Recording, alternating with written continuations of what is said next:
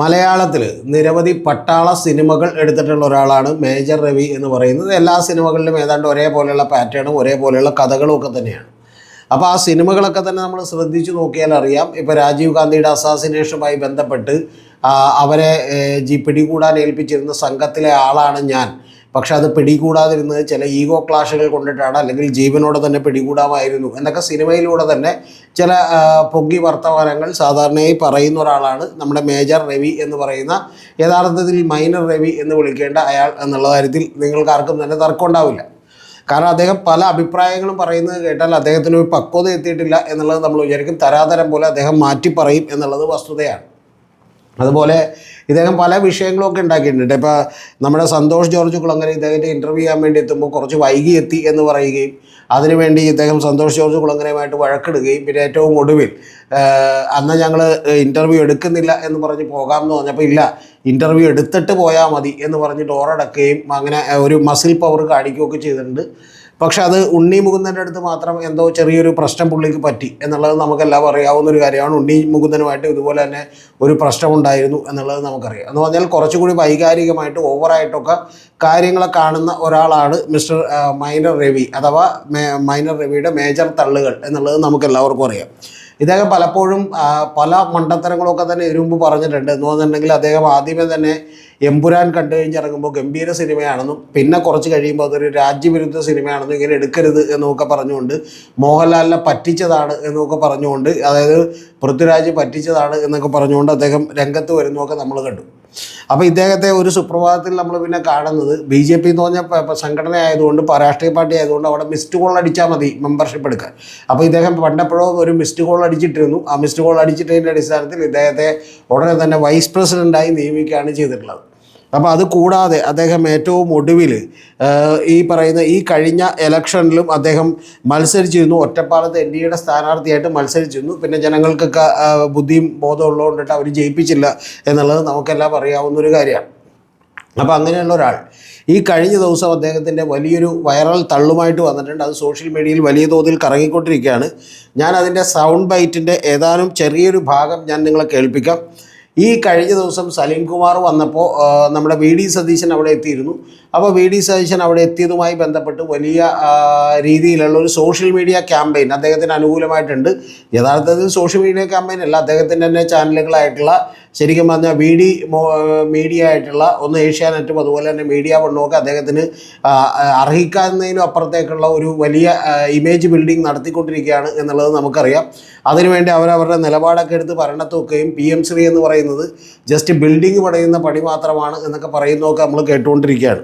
അപ്പോൾ ഇന്നും VD സതീശൻ അതിൻ്റെമായി ബന്ധപ്പെട്ടിട്ടുള്ള ഒരു മലക്കമർജിൽ നടത്തിയിട്ടുണ്ട്. ഈ PM ശ്രീയുടെ കാര്യത്തിൽ താങ്കളുടെ, അല്ലെങ്കിൽ എൻഫോഴ്സ്മെൻറ്റ് ഡയറക്ടറിൻ്റെ കാര്യത്തിൽ എന്താണ് നിങ്ങളുടെ രാഷ്ട്രീയ നിലപാട് എന്ന് ചോദിക്കുമ്പോൾ അദ്ദേഹം പറയുന്നില്ല, നിയമത്തിൻ്റെ വഴിക്ക് പോട്ടെ എന്നാണ്. അതിനിപ്പോൾ കേരള മുഖ്യമന്ത്രി പറഞ്ഞാലും ഇല്ലെങ്കിലും നിയമത്തിൻ്റെ വഴിക്ക് പോകും. അപ്പോൾ എന്താണെങ്കിലും നമുക്ക് ഈ വിഷയത്തിലേക്ക് തിരിച്ചു വന്നിട്ടുണ്ടെങ്കിൽ ഈ മേജർ രവി എന്താണ് പറഞ്ഞതെന്ന് കേൾക്കാം. അതായത് രണ്ട് തരം സമീപനങ്ങളാണ്, രണ്ട് തരം മുഖ്യമന്ത്രിമാരാണ് എന്ന് പറഞ്ഞുകൊണ്ട് പുള്ളിയുടെ കയ്യിൽ നിന്നിട്ട് ചെറിയ കുറച്ച് തള്ളുകൾ കൂടി പറഞ്ഞിട്ടുണ്ട്. അപ്പോൾ അതൊരു ചോദ്യത്തിന് മറുപടിയായിട്ടാണ് അദ്ദേഹം പറഞ്ഞേക്കുന്നത്. ആ ചോദ്യവും അതിൻ്റെ ഉത്തരവും കൂടി നമുക്കൊന്ന് കേൾക്കാം കൃത്യമായിട്ട്. സിവിക് സെൻസിന്റെ വലിയൊരു ഉദാഹരണമാണ്. കാരണം ഇന്നലെ സലീമേട്ടന്റെ ചടങ്ങുകൾ നടക്കുന്നു, മുഖ്യമന്ത്രി അങ്ങോട്ടേക്ക് വന്നപ്പോൾ ഒന്നുകൂടി ഞാൻ ആദ്യം മുതൽ വെക്കാട്ടോ. വലിയൊരു ഉദാഹരണം നമ്മളുണ്ട്. കാരണം ഇന്നലെ സലീമേട്ടന്റെ ചടങ്ങുകൾ നടക്കുന്നു, മുഖ്യമന്ത്രി അങ്ങോട്ട് സിവിക് സെൻസിൻ്റെ വലിയൊരു ഉദാഹരണം, പൗരബോധത്തിൻ്റെ വലിയൊരു ഉദാഹരണം നമ്മൾ കണ്ടു എന്ന് പറഞ്ഞുകൊണ്ടാണ് ആ ചാനലുകാരൻ പുള്ളിയെടുത്ത് ചോദ്യം ചോദിക്കുന്നത് കേട്ടോ. വന്നപ്പോൾ ഒരാള് അദ്ദേഹത്തെ ഇപ്പം പാർട്ടിയുടെ ഒരു സൈനായിട്ടുള്ള ഒരു ഫ്ലാഗ് ഇത് സംഭവം അവിടെയാണോ നമ്മൾ കാണുന്നത്? ഇവിടെ മുഖ്യമന്ത്രിയുടെ ഡിഫറൻസ് ആണ്. ഒന്ന് കാരണബോധം എന്നുള്ള പാട്ടും പാടിച്ചുകൊണ്ട് നടക്കുന്ന ഒരു മുഖ്യമന്ത്രി ഞാനാണ്. അതായത് VD സതീശൻ അവിടെ വന്നപ്പോൾ ഒരു ഷോൾ അണിയിക്കാൻ വേണ്ടി ശ്രമിച്ചിരുന്നു. അപ്പോൾ അദ്ദേഹം അത് തട്ടി മാറ്റിക്കൊണ്ട് പോവുകയാണ് ചെയ്തിട്ടുള്ളത്. ഒരു മരണ വീടാണ്, അതിൻ്റെ ഒന്നും ആവശ്യമില്ല എന്നുള്ളത് അദ്ദേഹത്തിന് അറിയാം. അത് അദ്ദേഹം ചെയ്തത് നല്ല കാര്യം തന്നെയാണ്. പക്ഷെ അത് പറഞ്ഞുകൊണ്ട് ഇദ്ദേഹം വേറൊരു ഉപമയിലേക്ക് കിടക്കുന്നുണ്ട്. കാരണം ഒന്ന് സതീശനെ സുഖിപ്പിച്ചേക്കാം എന്ന് വിചാരിച്ചിട്ട്. ഇപ്പുറത്ത് ഒരു വണ്ടി കൊണ്ടിട്ടാണ് കയറിച്ചെന്നിരിക്കുന്നത്.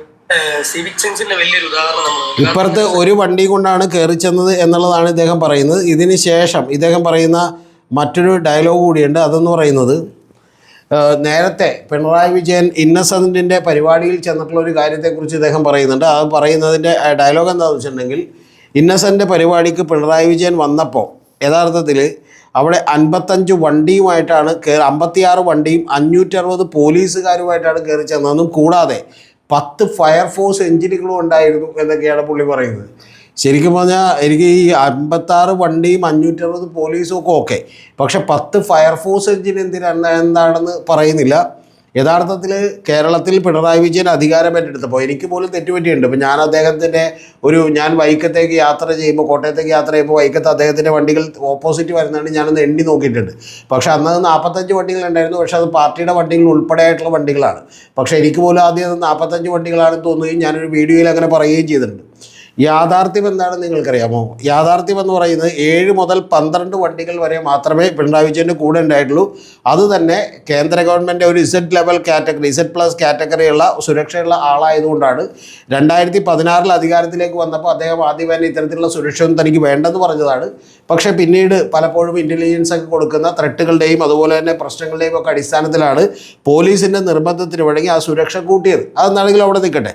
പക്ഷേ എന്നാലും തള്ളുമ്പോൾ ഒരു പരിധി വേണ്ടേ?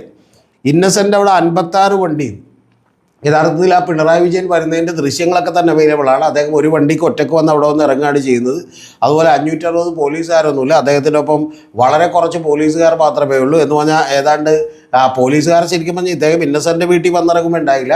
പിന്നെ മേജർ രവിയുടെ മൈനർ രവിയുടെ അടുത്ത തള്ളെന്ന് വെച്ചാൽ 10 ഫയർഫോഴ്സ് എഞ്ചിൻ. ഇതെല്ലാം കൊണ്ട് ഒരു ഇടുങ്ങിപ്പിടിച്ച വഴികളിലേക്ക് വന്ന ജനത്തിന് മുഴുവൻ ബുദ്ധിമുട്ടുണ്ടാക്കി എന്നാണ് പറയുന്നത്.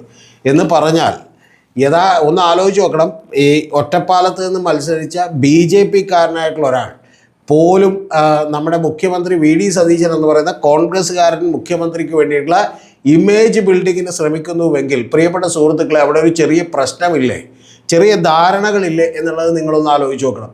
ആ ധാരണകളുടെ അടിസ്ഥാനത്തിൽ ഉടനെ തന്നെ ഒരാവശ്യവുമില്ലാതെ ഇപ്പോഴത്തെ മുഖ്യമന്ത്രിയും അപ്പം തന്നെ പഴയ മുഖ്യമന്ത്രിയും തമ്മിൽ കമ്പയർ ചെയ്യുന്നു. സലികുമാറിൻ്റെ വീട്ടിൽ ഇദ്ദേഹം എത്തിയത് സിവിക് സെൻസിൻ്റെ പൗരബോധത്തിൻ്റെ മഹത്തായ ഉദാഹരണമാണെന്നും നേരത്തെയുള്ള മുഖ്യമന്ത്രി കാരണഭൂതൻ എന്ന് പറയുന്ന പാട്ടിട്ടുകൊണ്ട് 56 വണ്ടികളും 560 പോലീസും പിന്നെ 10 ഫയർഫോഴ്സ് എഞ്ചിനുമായിട്ട് തീപിടിച്ച് കിടക്കുകയാണെന്ന് നമുക്കറിയില്ല എന്തെങ്കിലും.